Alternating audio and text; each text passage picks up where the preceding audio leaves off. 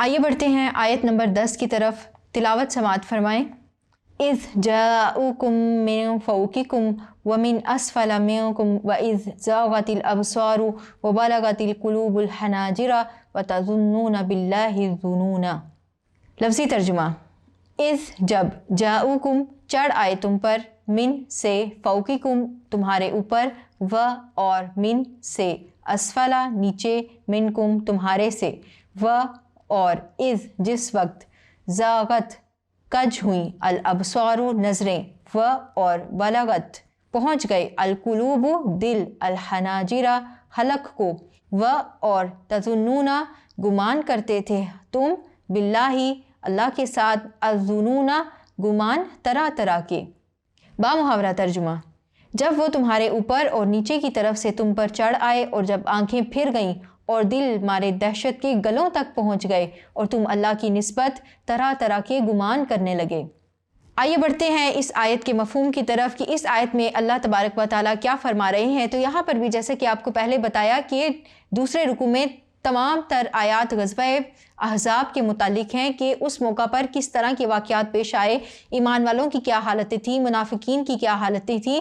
तो इस मौका पर ईमान वालों की हालत बयान की जा रही है कि जब अफवाज या लश्कर कुरैश, लश्कर मक्का या दुश्मनाने इस्लाम जब तुम्हारे ऊपर चढ़ाई के लिए आए तो उस वक्त मुसलमानों समेत मुनाफिकीन की क्या सूरत हाल थी कि उनकी आंखें फिर गई थीं और उनके दिल उनको अपने हलक में धड़कते महसूस होते थे।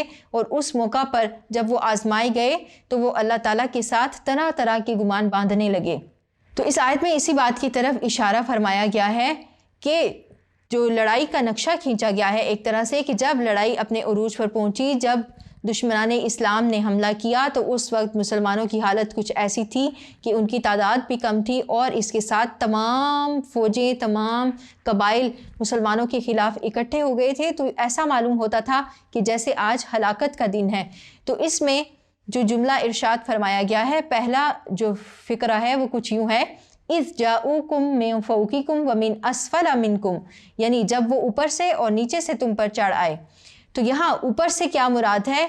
ऊपर से मुराद लश्कर कुरैश है, वो कुफार मक्का, वो तमाम गिरोह हैं जो जमा होकर मदीना तैयबा पर हमला करने के लिए आ गए थे। और नीचे से क्या मुराद है? नीचे से मुराद बनु कुरैज़ा है जिनके साथ अमन का मुआहदा था, लेकिन कुरैश मक्का ने उनको वरगला लिया, अपने साथ मिला लिया, दुश्मनाने इस्लाम के साथ वो मिल गए थे और मुसलमानों को अंदर से वो तबाही की तरफ लेकर जा रहे थे, वो अंदर से उन पर हमला करना चाहते थे। तो यहाँ पर उस बात की निशानदेही की जा रही है, उस बात की तरफ इशारा किया जा रहा है कि जब ख़तरा बाहर से भी था और ख़तरा अंदर से भी था।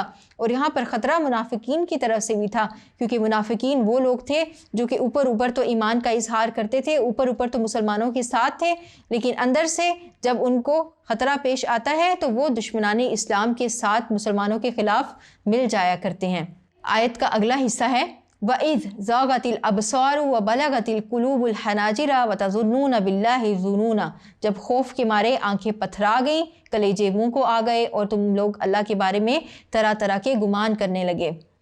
अब यहाँ आप अपनी हालत का थोड़ा सा जायज़ा लें कि जब आप बहुत ज़्यादा खौफज़दा होते हैं तो आपकी हालत कैसी होती है। वाकई में आंखें पूरी की पूरी खुल जाती हैं और आपका दिल इस कदर ज़ोर से धड़कता है कि जैसे वो हलक से बाहर ही निकल आएगा। उस वक्त में आपको ऐसा लगता है कि आपका दिल आपके सीने में नहीं बल्कि आपके हलक में धड़क रहा है। ये यहाँ पर खौफ की निशानदेही की जा रही है, एक खौफ का मंजर पेश किया जा रहा है कि वो जंग का मंजर ऐसा था कि जिसमें हर फर्द खौफ का शिकार था। खौफ के मारे उनकी आंखें फिर गई थीं और इसके साथ उनको अपने दिल अपने खलक में धड़कते महसूस हो रहे थे।